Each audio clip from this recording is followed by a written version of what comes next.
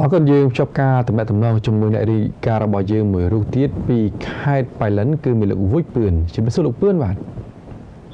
សូមជម្រាបសួរលោកកំណានមេរៀនកញ្ញាក្រុមការងារនិងទូទាំងជនអស់ដែលកំពុងតាមដានទស្សនាការផ្សាយទូរទស្សន៍ជាតិទាំងអស់ជាទីគោរពបាទអរគុណលោកពឿនតើព្រឹកនេះលោកមានព័ត៌មានអ្វីនឹងធ្វើសេចក្តីរាយការណ៍ជូនដែរព្រឹកនេះក៏មានព័ត៌មានចំនួន3បា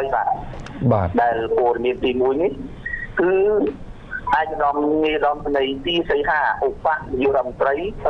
ក្រសួងការពារជាតិអញ្ជើញចុះពិនិត្យវឌ្ឍនភាពនៃការសាងសង់ស្ទូបអនុស្សាវរីយ៍នយោបាយឈ្នះនៅខេត្តបៃលិនបាទសូមជើញបាទនៅព្រឹកថ្ងៃទី5ខែមីនាឆ្នាំ2025អាយដាមនាយរដ្ឋមន្ត្រីទីសីហាឧបនាយករដ្ឋមន្ត្រីក្រសួងការពារជាតិនិងគណៈបរិបទអមដំណើរព្រមទាំងមានការអញ្ជើញចូលរួមពីអាយដាមហុកសុផលអប្លារងខេត្តតំណាងលោកជំទាវមនិតបានត្រីមុំអភិបាលនៃគណៈអភិបាលខេត្តបៃលិនបានអញ្ជើញចុះពិនិត្យមើលវឌ្ឍនភាពនៃការសាងសង់ស្ទូបអនុស្សាវរីយ៍នយោបាយឈ្នះនៅខេត្តបៃលិនដើម្បីពន្លឿនការសាងសង់ឲ្យបានចប់រួចរាល់តាមផែនការដែលបានគ្រោងទុកអាយដាមនាយរដ្ឋមន្ត្រីទីសីហាបានមានប្រសាសន៍លើកឡើងថាស្ទូបអនុស្សាវរីយ៍នយោបាយឈ្នះគឺជាសំណង់ស្ថាបត្យកម្មមួយរំលឹកពីអត្តសញ្ញាណនៃកតញ្ញូតាធម៌ការដឹងគុណដល់គុណបំណាច់នយោបាយឈ្នះក្នុងប្រវត្តិសាស្ត្រកម្ពុជាសម័យទំនើបដែលជាមិត្តរូបនៃសន្តិភាព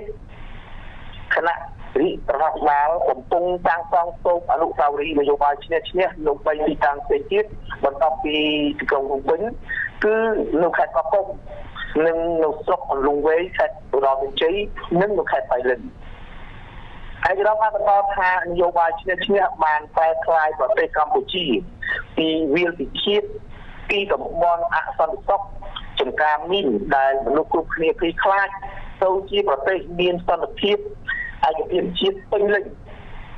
ដូច្នេះនយោបាយឈ្នះដែលជាគំនិតស្អុយផ្ដើមរបស់សម្ដេចអគ្គមហាសេនាបតីជោហ៊ុនសែនអតីតនាយករដ្ឋមន្ត្រីពិតជាផ្ដល់ផលប្រយោជន៍យ៉ាងធំធេងសម្រាប់ជាតិកម្ពុជាហើយបានក្លាយជាចរន្តក្នុងនយោបាយរបស់ជាតិ